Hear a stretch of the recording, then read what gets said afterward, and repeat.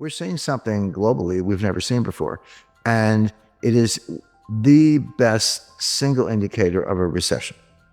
The last time we saw anything like this was in 2007, just ahead of the 2008 financial catastrophe. So the stock market's saying it's all good, Goldilocks, soft landing, Fed's going to get the memo, they're going to cut rates, the pivot, and buy stocks. The bond market is saying no, this is bad and it's going to get worse, and it's actually too late for the Fed to do anything about it. But what happens is, as you get closer to the actual thing you're worried about, the inversion gets nearer and nearer. Now it is literally a month away or less. So that's like a a big red siren, flashing light, whatever you want to call it. Interest rates are a lagging indicator. Everyone's like, well, how could interest rates going up if we're in a recession? The answer is, as you get closer to recession, who figures it out first? Well, the Fed figures it out last. They're usually the last to know. Wall Street is second last to know. The people who figure it out first are actual business people, entrepreneurs, restaurant owners, dry cleaners, taxi drivers, or even medium-sized businesses. They see it. If you're in the trucking business, it's real time. The inventories are sky high and new orders are being slashed. You're not moving anything by truck. A lot of business people are living in the real world in real time. They know what's happening now, and the stock market tends to figure it out later. But as far as banking and credit is concerned, what happens is, if you're a business person and you see business heading down, fewer customers, whatever, you go out and borrow all you can. You're like, hey, there's a really bad recession coming. If I got lines of credit, I'm going to use them up now. I don't want my bank changing the terms. I don't want material adverse average change clauses kicking in. Instead, I'm going to borrow everything I can. And that creates a demand for funds, and interest rates go up. And then the recession hits and the bankers go, what's going on? Credit losses start going up. And then they just turn off the spigots and they raise standards. They stop doing loss. And then interest rates will start to come down. But interest rates peak after the recession has already begun. So stock market's telling us Goldilocks, bond market's telling us, here comes, Hurricane Mitch or whatever. And then there's what I call the reality. What I see is a kind of a hybrid. The Fed's doing what they're doing, right or wrong. Okay, they're doing what they're doing. The market has their own interpretation. I agree with the market, certainly the bond market, that the Fed has probably over-tightened. They're going to keep going for the reasons I explained. That means they're going to make it worse. They're going to make the recession even worse. And they may pivot to say that there could be a rate cut. It won't be in April, but rate cut in August, maybe. I wouldn't rule that out, but for a really bad reason. In other words, if the Fed cuts rates, which they may, the pivot may be real. It's not because they engineered a soft landing and Goldilocks and everything. Oh, it's just right. It's because they screwed up as usual, as they've been doing since 1913. They over-tightened. They didn't look at the forward indicators I described, and they found out too late. Then they have to slam on the brakes, or take the foot off the brake, if you will, in terms of rate hikes, and then pivot. And we've seen this movie before. This is exactly what happened in 2018. I mean, I don't know. Attention spans seem to be short these days, but it wasn't that long ago. Go back and look at a chart, any stock index chart from October 1st, 2018 to December 24th, 2018. Less than 3 months. The stock market dropped 20%. I mean, it's like 19.9 or something on the Dow, so maybe not technically a bear market, but yeah, what's the difference? It dropped 20%, culminating in the Christmas Eve massacre, December 24th, 2018, when I think NASDAQ dropped like 3% in one day. Now, here's the point. The Fed was tightening into that collapse. The Fed tightened on December 16th, 2018, only like 8 days before the Christmas Eve massacre, and after most of the 20% collapse had already happened.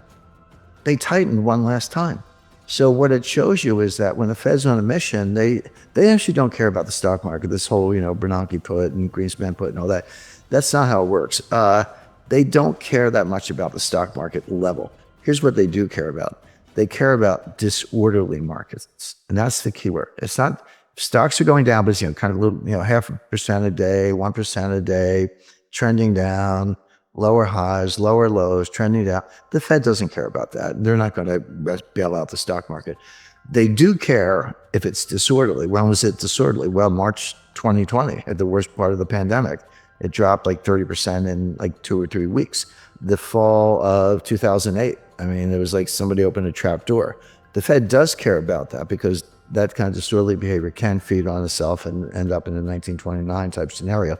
So the Fed will get the memo, as I put it, stop raising rates and begin cuts when the markets are disorderly, but not just because they're going down. So there may be a pivot, in late August, or July thereabouts, but not because of Goldilocks, but because it's not a soft landing, it's a crash landing. But real quick, I guess, let's stick on the recession just for 1 second, because there's the, bad recessions generally come along with a lot of job losses. Do you see, given that this recession could be worse than most are expecting right now, there being, wide-scale layoffs of the sort we've seen in some of the bad previous recessions, like 2008, like 2001? The answer is yes. First of all, we're seeing it already. I don't match the company the exact number, but layoffs on order of magnitude 10,000 to 20,000 terminated employees at Google, Amazon, Facebook, other tech names. It affects other sectors as well, but tech in particular has engaged in a massive series of layoffs. And so people go, well, wait a second, how come it hasn't shown up in the unemployment numbers? Because the unemployment rate is it's around 3.5, 3.6, I don't know the exact number. It's right in that neighborhood, 3.5, 3.6. We haven't seen that level of unemployment, that low, that is, since the 1960s. This isn't like, a good year or a good day. This is the lowest since the 1960s. And the Fed is absolutely looking at that. You're right about that, Adam. And they're saying, and of course, they believe in the Phillips Curve, which is junk science. But the Phillips Curve, for those who are not familiar, says there's an inverse relationship between unemployment and inflation. So if unemployment is high, inflation is low. And if unemployment comes down, inflation goes up. And so if you want to get inflation down, you should expect to bring unemployment up. That's what the Fed believes. What I just said is nonsense. It's not true. It's junk. But the Fed believes it. Again, it doesn't matter what I think. It matters what the Fed thinks. They say you got to put yourself in their minds to figure it out. So as far as they're concerned, those kind of unemployment numbers, lowest since the 1960s, that's inflationary. They got to get those numbers up. Now, here's what the Fed is missing, or maybe everybody's missing. When you hear these layoff announcements, people are like, well, if they're laying off, why isn't the unemployment rate going up? Unemployment lags the business cycle. Unemployment is a lagging indicator. When you're an employer, entrepreneur, and you're in any kind of distress, not as many customers walking in the door, you'll do everything you can to avoid laying people off. You'll, be late on the rent. You'll turn down the lights. Find a cheaper laundry, whatever it takes. And then by the time you get around to firing people, you run out of options. Like, I've done everything I can. Now my business is in jeopardy. I have to fire some people. So that, and then combine that with what I just said about severance and, rolling terminations, et cetera. It's a lagging indicator. We know enough right now to know that number's going up this spring. But that's not inconsistent with the fact that we're already in a recession. It's exactly what you would expect, that unemployment's a lagging indicator. Now, having said that, what else is the Fed missing? Well, wages are up 5% on an annualized basis, 5.2% on an annualized basis. I'm like, yeah, and inflation's 7% or 6%, so your real wage just went down 1 or 2 points. Because when the Bureau of Labor Statistics reports those wage numbers, those are nominal numbers. I'm not saying they're fake, but you have to know that they're nominal, and you have to subtract inflation to find out what's happening to real wages. And the answer is real wages have been going down for a couple of years because they runs around 5% annualized, give or take. Sounds like, hey, 5% raise, what do you want? Well, yeah, but with 8-9% inflation, or even 6% inflation, your real wage is going down.